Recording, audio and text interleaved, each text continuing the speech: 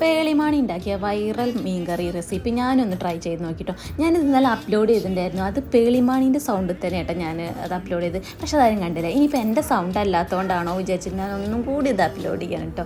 വെളിച്ചെണ്ണ വെച്ചിട്ടുണ്ട്, കടുക്, ഉലുവ, ജീരകം ഇട്ടിട്ടുണ്ട് കേട്ടോ. എനിക്കത് ഇടാൻ കുറച്ചൊരു മടി ഉണ്ടായിരുന്നു. സാധാരണ ജീരകം മീൻകറിയിൽ ഇടാറില്ലല്ലോ, പക്ഷെ പേളി പറഞ്ഞതല്ല, അതുകൊണ്ട് കുറച്ച് അതിട്ടിട്ടുണ്ട്. പിന്നെ ചെറിയ ഉള്ളി, വെളുത്തുള്ളി, ഇഞ്ചി, പച്ചമുളക്, കറിവേപ്പില അതൊക്കെ ചെറുതായിട്ട് അരിഞ്ഞ് വഴറ്റി കൊടുക്കുക.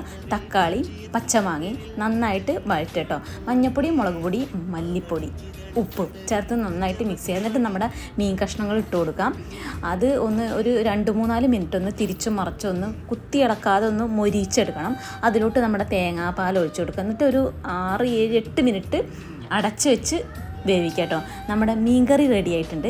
നല്ല അടിപൊളി ടേസ്റ്റാണ് കേട്ടോ. ഈ മാങ്ങയും തക്കാളീൻ്റെയും പുളി മാത്രമേ ഉള്ളൂ, പുളിയില്ല. അവസാനം ഒന്ന് ചെറിയ ഉള്ളി വറവിട്ടെടുക്കുക, അത്രയേ ഉള്ളൂ കേട്ടോ.